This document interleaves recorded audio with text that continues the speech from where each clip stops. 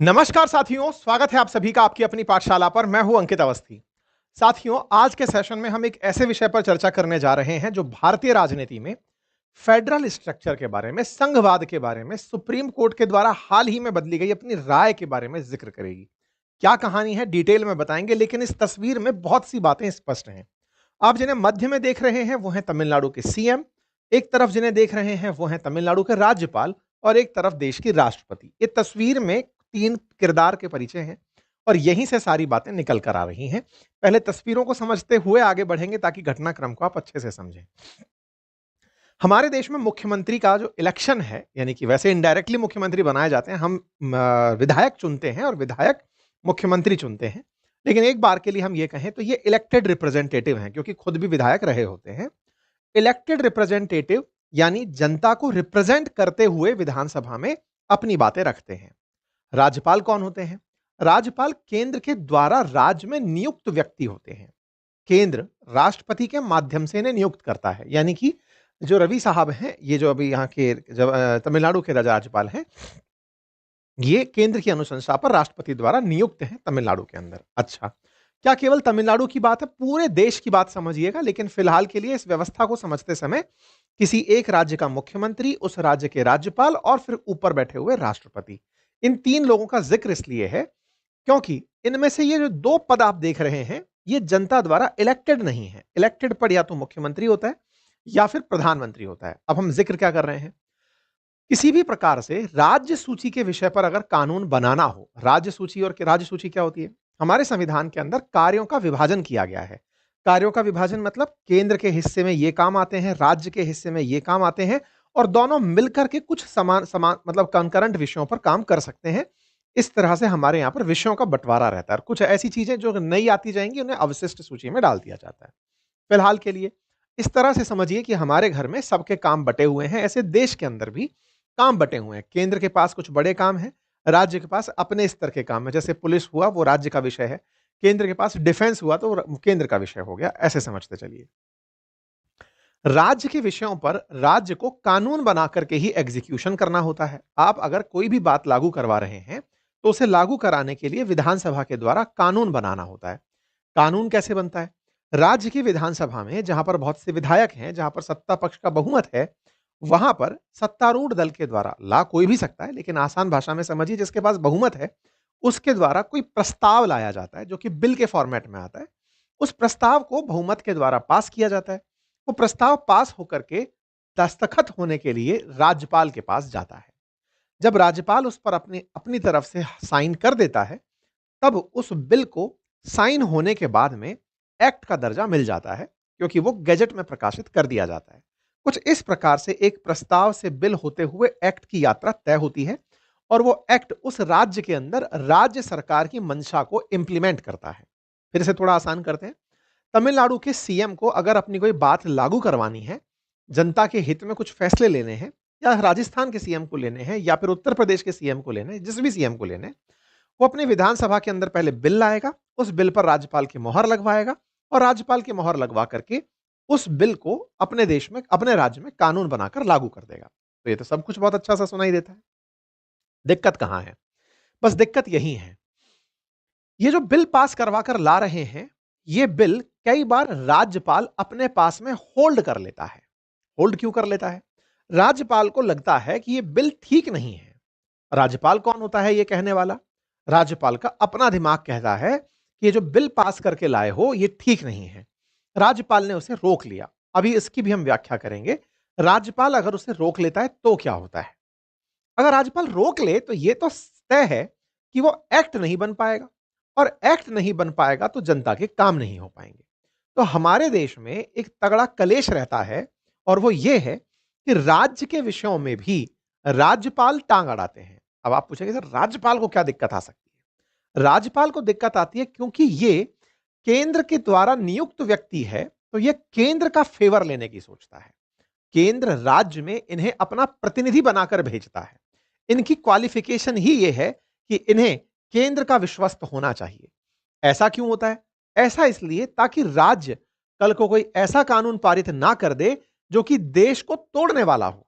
इसलिए राज्य के अंदर केंद्र द्वारा नियुक्ति पर भेजा गया एक व्यक्ति होता है जो निगरानी रखता है कि सब सही तो है ना। अच्छा, यानी कि इनकी जो वफादारी है वो केंद्र सरकार की तरफ होती है। अब हम इस रिश्ते को और समझते हैं। आप जो यहां पर देख रहे हैं ये महागठबंधन से आते हैं। स्टालिन तमिलनाडु के अंदर अपोजिशन पार्टी से आते हैं, केंद्र के अंदर जो अपोजिशन है उससे आते हैं। केंद्र में एनडीए की सरकार है। सत्ता पक्ष और विपक्ष में अगर सही सामंजस्य नहीं है तो ऐसे राज्य जहां पर विपक्ष की सरकारें हैं वहां से बिल को पास होने में कई बार जो नियुक्ति पर आए हुए अपॉइंटेड राज्यपाल हैं वो कई बार दिक्कतें खड़ी कर देते हैं। ये कौन कहता है? ये तमाम वो राज्य कहते हैं जिनके यहां पर अपोजिशन पार्टी की सरकार है। उन्हें ऐसा लगता है कि केंद्र के वफादार राज्यपाल उनके बिलों को पास नहीं होने देते। यही कारण है कि इस साल अप्रैल में तमिलनाडु इस शिकायत को लेकर सुप्रीम कोर्ट चला गया था और सुप्रीम कोर्ट जाकर शिकायत की कि सर, इन्होंने हमारे बिल कई साल से अटका कर रखे हुए हैं। जनता हमसे उम्मीद रखती है कि हम जनता के लिए काम करें, लेकिन ये राज्यपाल महोदय उन्हें अटका कर बैठे हुए हैं। जब ज्यादा कहो तो ये हमारे पास उन बिलों को लौटा कर भेज देते हैं। तो ऐसे में सुप्रीम कोर्ट सख्त हुआ और एक ऐतिहासिक फैसला दे दिया। ऐतिहासिक फैसले में यह कहा कि राज्यपाल महोदय, आपके पास भारत के संविधान में आर्टिकल 200 के तहत जो पावर है वो कहती है कि आप या तो बिल पर साइन करेंगे या आप साइन नहीं करेंगे तो उसे राष्ट्रपति के पास भेजेंगे या आप उसे वापस रिटर्न करके विधानसभा भेजेंगे और कहेंगे कि इसमें यह गलत है, इसे सही करके भेजिए। आप उसे सही समय के अंदर यह सब काम करके देंगे और आपको एक समय सीमा में हम बांध रहे हैं। अप्रैल में एक ऐतिहासिक फैसला देते हुए डिविजनल बेंच ने सुप्रीम कोर्ट में कहा कि राज्यपाल के लिए इन सभी पर फैसला लेने की एक समय सीमा निर्धारित की जाएगी। और इतना ही नहीं, यदि ये बिल इन्होंने राष्ट्रपति को भेज दिया तो राष्ट्रपति को भेजने पर राष्ट्रपति भी चूंकि केंद्र के द्वारा ही अपॉइंटेड है, क्योंकि उसका भले ही इलेक्शन हुआ हो, भले ही इनडायरेक्टली इलेक्टेड बना हो, लेकिन जिसका बहुमत है वही अपने आदमी को राष्ट्रपति बनवाने में कामयाब होता है।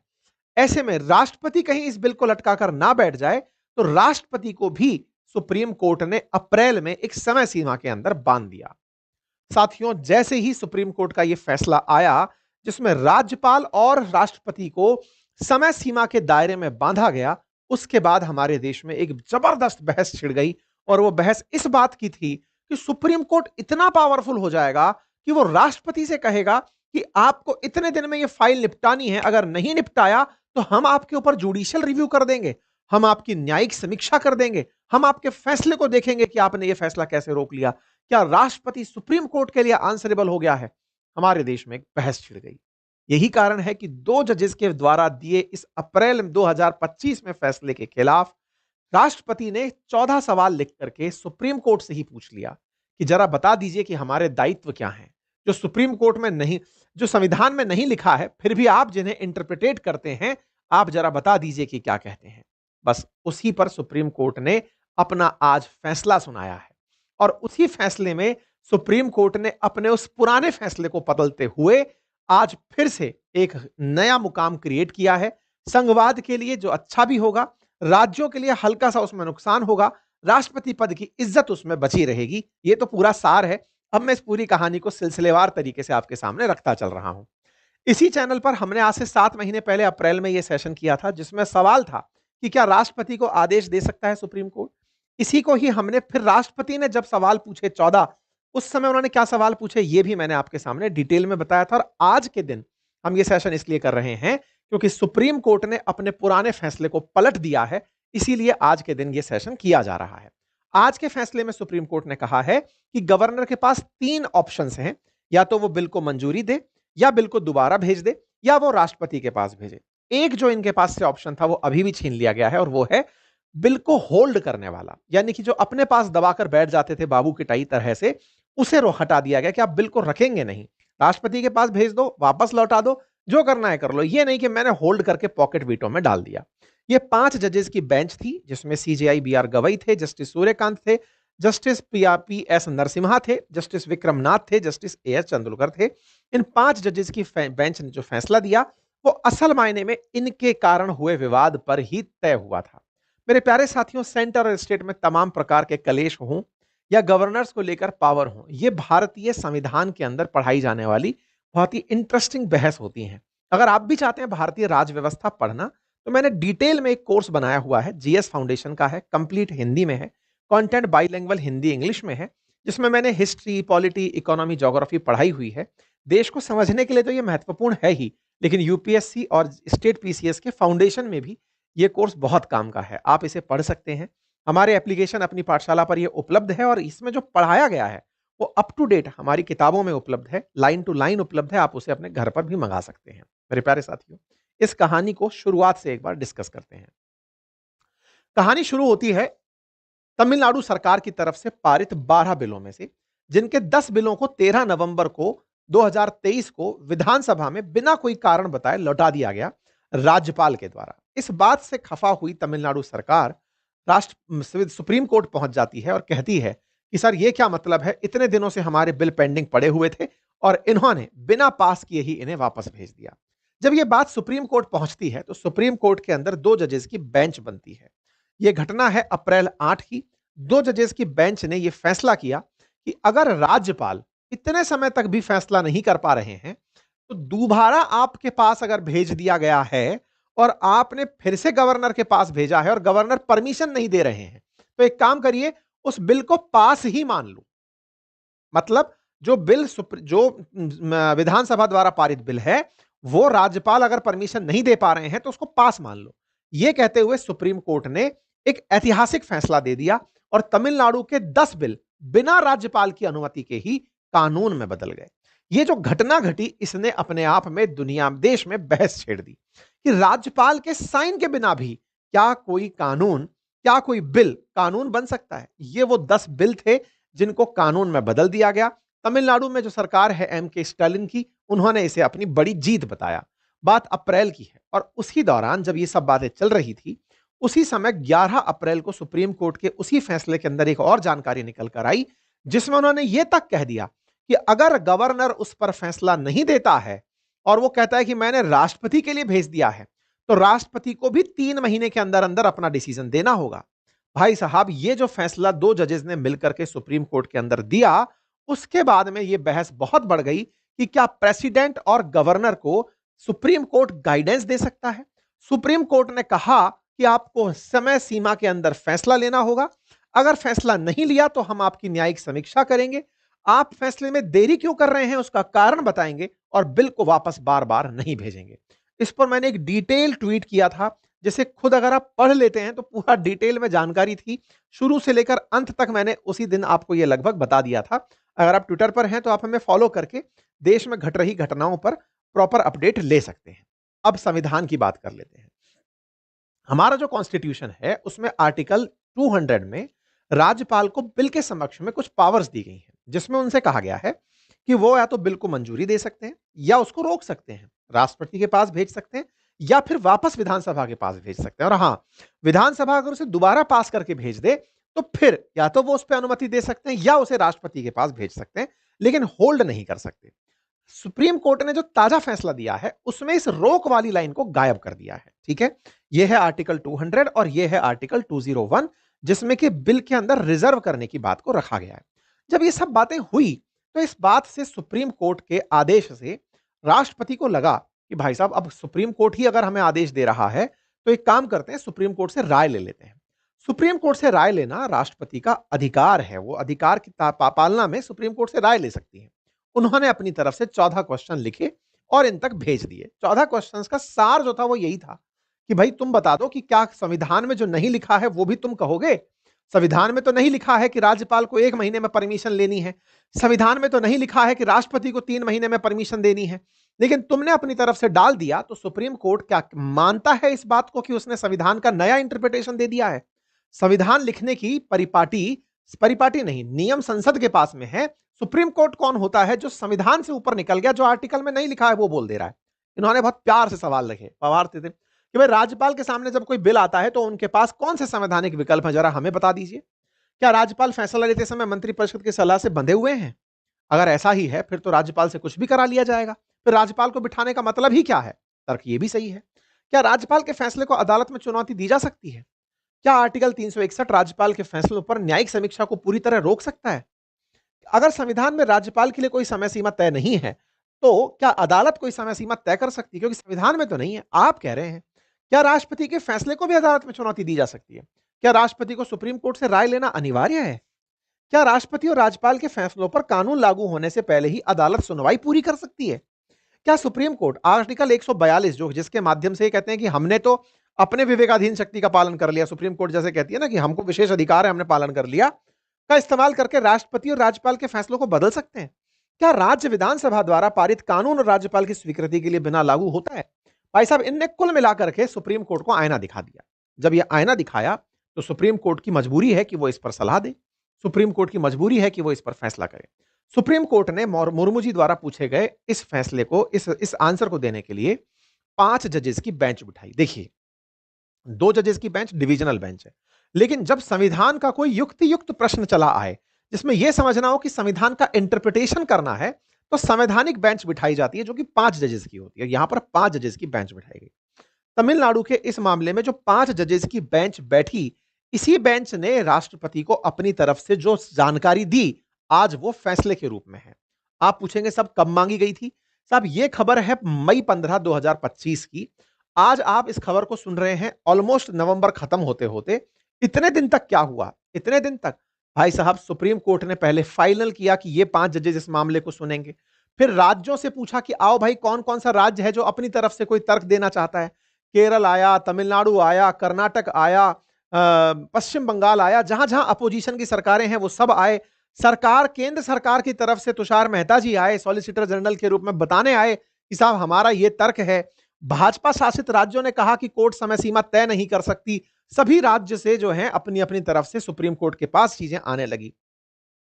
जहां केंद्र की सरकारें हैं वहां पर, यानी कि सत्तारूढ़ पार्टी की जहां जहां सरकारें हैं राज्य में, वहां से, और अपोजिशन की जो सरकारें हैं, सब तरफ से लोग अपनी बातें सुप्रीम कोर्ट के अंदर रखने आए।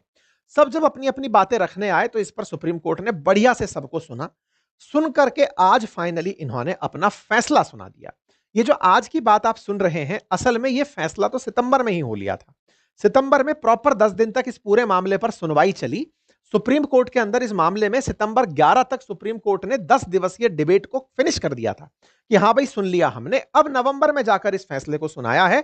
19 नवंबर के दिन यह फैसला आया है। मतलब यह समझिएगा कि यहां पर सरकार के द्वारा, केंद्र सरकार के द्वारा, राज्य सरकारों के द्वारा, 5 जजेस के द्वारा इस पूरे मामले पर गंभीर 10 दिन तक बैठकर चर्चा हुई और उसके बाद इन 5 जजेस ने फैसला सुनाया। और इन्होंने अपने फैसले में कहा कि गवर्नर के पास 3 ऑप्शन है। वो जो चौथा ऑप्शन है ना कि वो होल्ड कर सकता है, उसे हटा दिया। 3 ऑप्शन है, या तो वो मंजूरी दे, या बिल को दोबारा विचार करने के लिए भेजे, या उसे प्रेसिडेंट के पास भेजे। इन्हें आराम क्या दिया गया? राज्यपाल को आराम यह दिया गया कि तुम्हें 1 महीने का जो समय दिया गया ना, उससे मुक्त कर रहे हैं कि तुम मंजूरी देना चाहते हो, मंजूरी में समय सीमा हटा दे रहे हैं, तुम्हारे ऊपर से न्यायिक समीक्षा हटा दे रहे हैं, तुम्हारे इंटेंशन पर सवाल नहीं करेंगे, लेकिन हां, तुम्हारे पास होल्ड पॉकेट वीटो जैसी कोई चीज नहीं है। सेम इसी तरह से राष्ट्रपति को कहा गया कि आप आराम से समय लीजिए, कोई दिक्कत नहीं है साहब, आपको हम 3 महीने की समय सीमा में नहीं बांध रहे, लेकिन ऐसा भी नहीं है कि आप उस पर कोई एक्शन ही ना लें और हम अपने संवैधानिक दायित्वों का पालन ना करें। हम समय सीमा हटा रहे हैं, हम समय सीमा के कारण जुडिशियल रिव्यू का जो दबाव होता है उसे हटा रहे हैं, लेकिन ध्यान रहे, हम ये नहीं कह रहे आपसे कि आपके संवैधानिक अधिकारों की पालना में हम अपने अधिकार भूल जाएंगे। आप अगर जबरदस्ती डिले कर लेगा, कोई तो बोलेगा ना, तब हम बोल लेंगे। तो एक तरह से समय सीमा में बांधने से रोक दिया। बिलों को मंजूरी देने के मामले में कोर्ट मेरिट में नहीं जा सकती, लेकिन लंबे समय तक बिना किसी वजह या अनिश्चित देरी होने पर कोर्ट सीमित निर्देश तो जारी करेगा। ऐसा इन्होंने साफ कहा। कहा कि हम समय सीमा तो तय नहीं करेंगे, राज्य विधानसभाओं द्वारा पारित विधेयकों को स्वीकृति देने के लिए राज्यपाल और राष्ट्रपति के लिए कोई समय सीमा निर्धारित नहीं की जा सकती। न्यायपालिका ऐसे मामलों में स्वीकृति दे भी नहीं सकती। हम आसान भाषा में कहें तो राज्यपाल और राष्ट्रपति के पास कोई बिल मंजूर करने के लिए अगर गया है तो वह समय पर जवाब नहीं देते तो कानून मान लेता है कि मंजूरी दे दी गई है, यानी बिना बोले भी हां मान लिया जाता है। गवर्नर के पास 3 ही विकल्प उपलब्ध हैं और गवर्नर 200 और 201 के तहत राज्यपाल की शक्तियों पर अपने आधार पर कार्य कर सकता है। यहां पर कुल मिलाकर के सुप्रीम कोर्ट ने एक जो राहत दे दी राज्यपाल को और राष्ट्रपति को कि वो अब समय सीमा में बंधे हुए नहीं हैं, लेकिन गवर्नर से कहीं ना कहीं बिल को रोकने वाली जो कला है वो छीन ली गई। इस पर तमिलनाडु ने खुशी भी जताई और थोड़ा नाराजगी भी। खुशी इस बात की कि चलो कम से कम गवर्नर फाइल रोक कर तो नहीं बैठेंगे। नाराजगी इस बात की कि वो जो टाइम बाउंड फ्रेम था वो हट गया है। तो इन्होंने कहा कि साहब टाइम बाउंड के लिए तो अभी भी हम मेहनत करते रहेंगे। तो थोड़ी खुशी थोड़ी गम तमिलनाडु के खेमे में थी, लेकिन यह बात जरूर अभी भी उठती रहेगी और आने वाले समय में भी विषय रहेगा बहस का कि अगर राज्यपाल राज्य सरकार के द्वारा दिए गए बिल को ऐसे ही रोकते रहेंगे तो जनता जिसने चुनकर के सरकार बनाई है उसकी काम कब होंगे। इस बात के लिए तरीका क्या है? इस पर केंद्र सरकार का मत था कि सर ये सब चीजें बातों से सुलझ जाती हैं। यहां आवश्यकता होती है कानून बांचने की जगह बातचीत करने की, कम्युनिकेशन करने की। बहुत बार राज्य सरकारें राज्यपाल से बात करके आसानी से समझाइश करके भी चीजों को रिजॉल्व कर ले जाती हैं।